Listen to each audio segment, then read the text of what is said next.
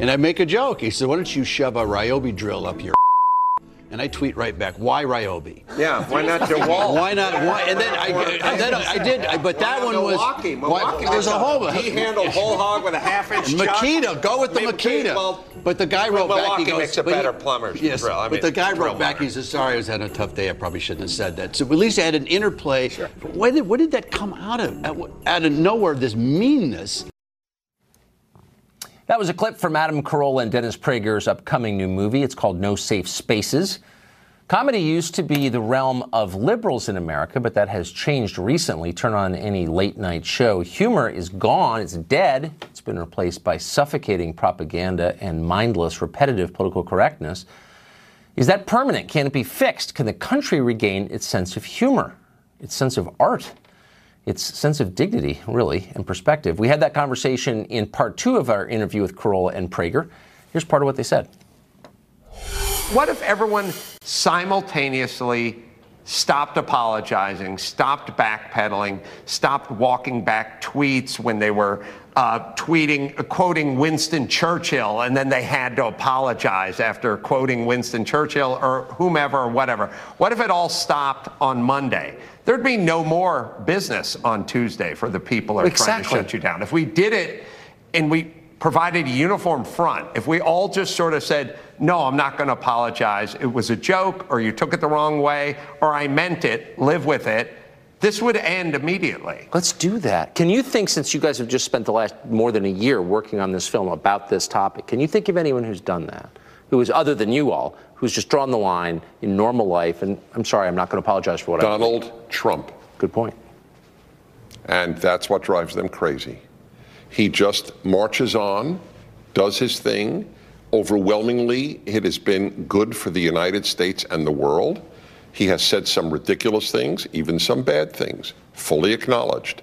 Nevertheless, he does not apologize to the left.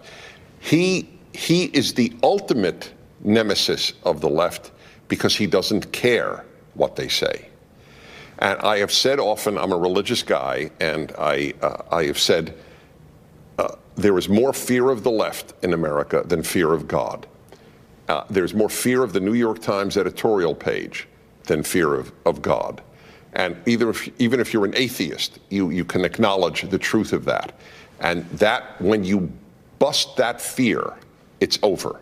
They wish that the fear will work. That's why they gather around your table and scream at you, because the previous tactic didn't work, so they keep upping it. But at a given point, it won't work, and that's the hope that the American people understand. There's a vicious cycle taking place on the part, not of liberals, but of leftists. In our film, Alan Dershowitz says, as a liberal, as a Democrat, as an American, as a Jew, I far more fear the left than the right. Yeah, I think most people do. So how long does this last? Well, I think there's also a quick addendum here, like a simple thing we could do. I think we're all guilty of doing it. I watch your show, I listen to your show religiously, even though I'm an atheist, and you guys do it, and I don't think it's unconscious, and we all do it, where you go, look, here are my thoughts on immigration, and then you stop and you go, Hispanics are great people. I work with many Hispanic people. I have no ill will in my heart toward Hispanic people. And then you go ahead and talk about securing the border. Sure. And then you do this thing where you go, or it's a feminine issue. I'm married. I have daughters. I love them dearly. I don't abuse my wife ritualistically. Now, why do we have to preface everything with explaining, look, I'm not an arsonist, I'm not a pedophile, here are my views. Like, I'm not a racist.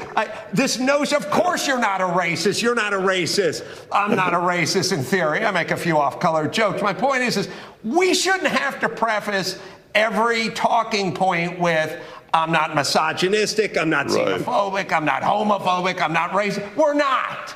This is insane that they've talked us into having to preface every talking point with, I have nothing against homosexuals. Many of my best friends are gay. Dennis is a godfather to a homosexual couple. Now, that being said, let me give you my thoughts on gay marriage. This notion that they've talked good family people who've never brought any harm to any group, regardless of sexual proclivities or gender, age, or race. We've never done anything. Why do we have to start every every rebuttal to every argument with, look, I'm not homophobic, and I'm not a racist, and I'm not and then you explain you have a wife, and honey, are you here, by the way? This is good stuff. Anyway, you're missing a lot of good stuff. The point is, let's stop doing that. Done. Go right into your talking point. I'm never doing that again. Go right into your talking point. You're not homophobic, and you're not racist, and you're not xenophobic. I'm not, actually. You're not. Right. No, so you're right. Why do we have to prove that to Nutjob, who's arguing with you and who's got you on your heels, because you have to make sure that they know you're not a racist at every turn? You just changed my show. From here on, I will not. Gentlemen, thank you. I can't wait for the movie. It's great to see you. Thanks, Senator. Well, the